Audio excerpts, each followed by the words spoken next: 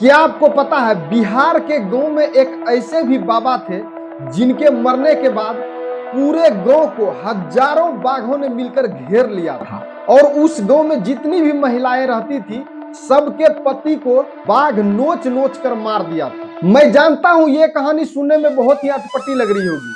जी हाँ, ये कहानी है बाबा बिशु की, जो कि बिहार के मधेपुरा जिला के अंतर्गत एक गांव है लौवा लगान। उनसे करीब 3 किलोमीटर आगे हजारों बीघा खेतों के बीचों बीच एक मंदिर है जिसका नाम है बाबा बिशु राउत मंदिर।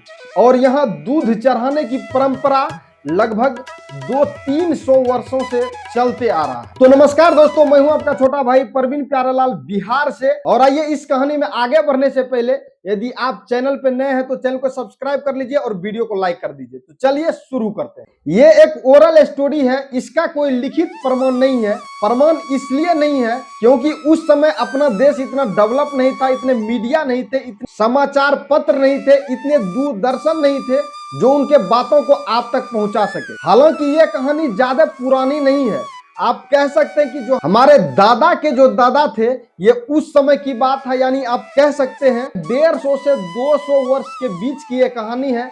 तो चलिए शुरू करते हैं। बाबा बिशु कोई साधारण इंसान नहीं थे, बल्कि वो ऐसे सिद्ध पुरुष थे जिनके पास अद्भुत शक्तियां थी। लोग दूर दूर से उनके पास अपनी परेशानियां लेकर आते थे और ठीक होकर जाते थे। और वो बिहार के मधेपुरा जिला के अंतर्गत लौवा लगान से 3 किलोमीटर आगे खेतों के बीचों बीच रहते थे।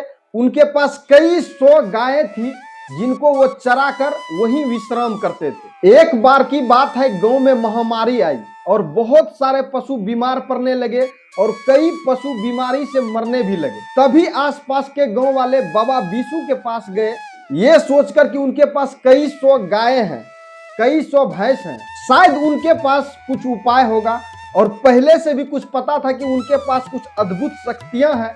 लोग पहुंचे और बाबा बिशु उनको ये बताए कि यहाँ जो छोटा सा मंदिर है, आप यहाँ पे दूध चढ़ाना स्टार्ट कीजिए, हो सकता है ये परेशानी निपट जाए। और ऐसा ही हुआ। और मंदिर के अंदर एक ऐसा जगह है जहाँ दूध आप ढारने जाइएगा, कोई नाले या कोई सुरंग नहीं बना है। प्रत्येक सोमवार और शुक्रवार हजारों लाखों लीटर वहां पे दूध चढ़ता है, फिर भी ये नहीं पता चलता कि दूध कहाँ जाता है। कुछ लोगों का कहना है कि बाबा बिशु स्वयं निवास करते हैं और उस समय सारे गाय भैंस जितने भी पशु थे सारे ठीक होने लगे।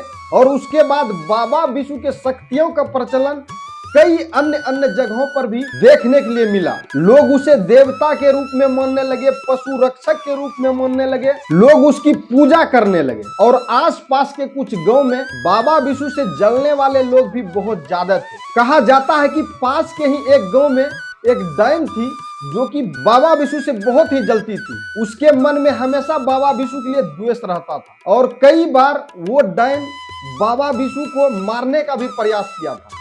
एक दिन की बात है, बाबा बिशु अपने स्थान पे सोए हुए थे, रात्रि के 1 बजे गई और बाबा बिशु को मारने का प्रयास किया। तो बाबा बिशु बोले, ठहरो, हमको पता है तुम मुझे मारना चाहती है, तेरी ये इच्छा मैं जरूर पूरा करूंगा, लेकिन ऐसे नहीं। मैं सोता हूँ, तुम मुझे 6 बार नौंग दो। नौंग देने का मतलब मेरे ऊपर से 6 बार आओ और जाओ, मैं खुद ब खुद मर जाऊंगा। फिर क्या था, उस औरत को ये चीज और भी आसान लगा और वो वैसा ही की जैसा कि बाबा बिशु उसको बोले। बाबा बिशु लेटे और वो डायन 6 बार उनके ऊपर से गुजरी, 6 बार उनके ऊपर से छलांग लगाई और वहां से घर आ गई। कुछ देर के बाद बाबा बिशु चल बसे और सुबह जब हुआ तो लोगों ने देखा कि बाबा बिशु नहीं रहे। शाम तक उसका दाह संस्कार हुआ और उसी रात्रि के 12 बजे से कहा जाता है कि उस गांव को, जिस गांव में वो डायन रहती थी, उस गांव को हजारों बाघों ने घेर लिया और उस गांव के जितनी भी औरत थी, औरतों को छोड़कर उनके जितने भी पति थे, जो मर्द थे, उनको चीर फाड़ कर मार डाला। और उस गांव में जो बहुत अच्छे व्यक्ति थे, बहुत दयालु व्यक्ति थे, उनको कहीं ना कहीं पता चल चुका था कि ये चीज कैसे हुआ।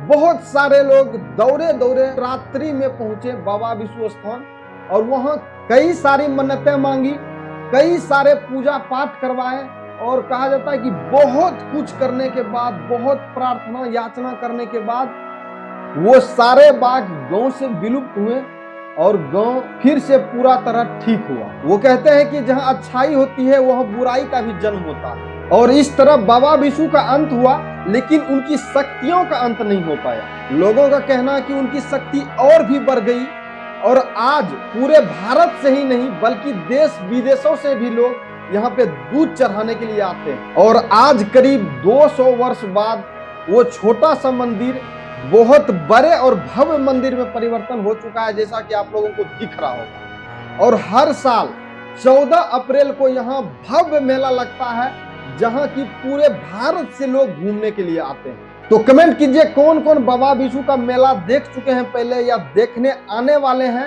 और कहां से हैं।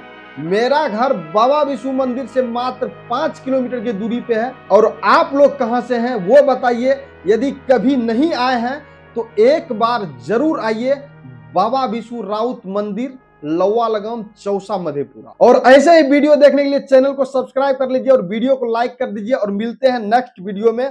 जय बाबा बिशु।